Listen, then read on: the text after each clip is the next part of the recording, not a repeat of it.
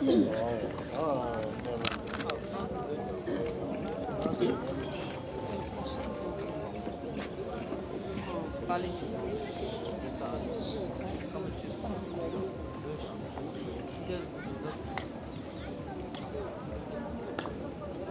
à l'Ariat joyau. Voici ce qu'une fois j'ai entendu.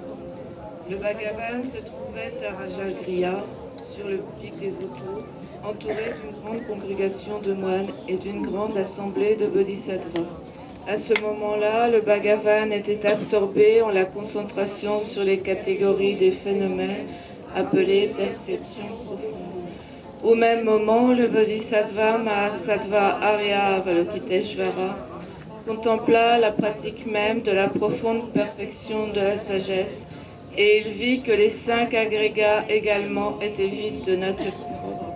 Puis, par le pouvoir du Bouddha, le vénérable Shariputra, s'adressant en ces termes au Bodhisattva Mahasattva Arya Avalokiteshvara.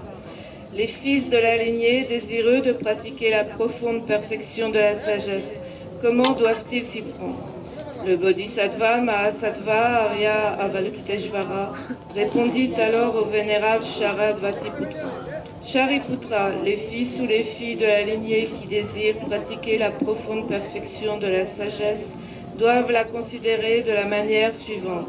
Ils doivent contempler correctement et à maintes reprises le fait que les 5 agrégats, eux aussi, sont vides de nature propre. La forme est vide, la vacuité est forme, la vacuité n'est pas autre que la forme, et la forme n'est pas autre que la vacuité. De même, la sensation, l'identification, les facteurs composés et la conscience sont-ils vides? Shariputra, ainsi tous les phénomènes sont-ils vacuités? Ils sont sans caractéristiques, ils ne naissent ni ne cessent, ne sont ni souillés ni non souillés, ni déficients ni parfaits. En conséquence, Shariputra, dans la vacuité, il n'y a ni forme, ni sensation, ni identification, ni facteur composé, ni conscience.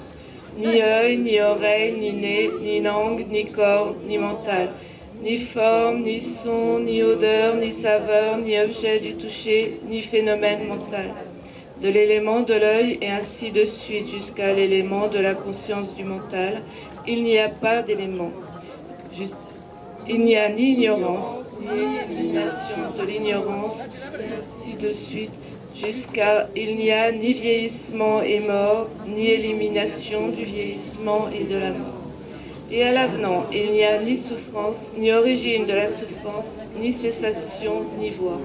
Il n'y a ni sagesse transcendante, ni obtention, ni non-obtention.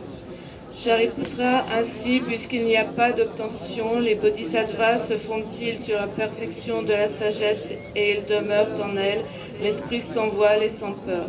Et comme ils sont passés bien au-delà de toute erreur, ils parviennent au stade final du nirvana. C'est en s'appuyant sur la perfection de la sagesse que tous les Bouddhas des 3 temps, eux aussi, font naître pleinement l'insurpassable éveil parfaitement accompli.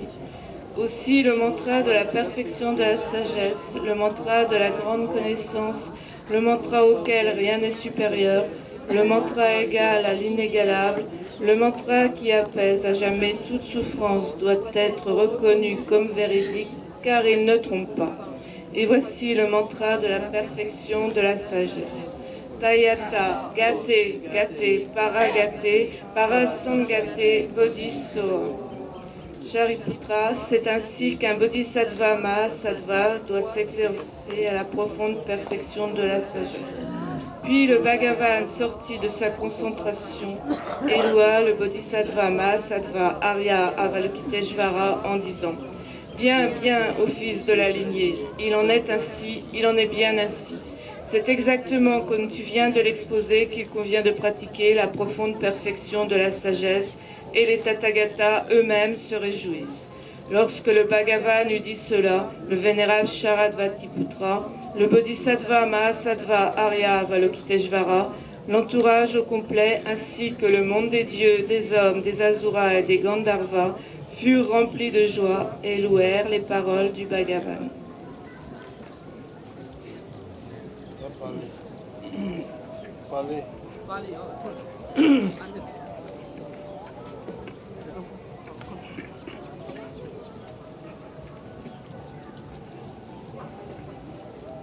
Namo tassa bhagavato arahato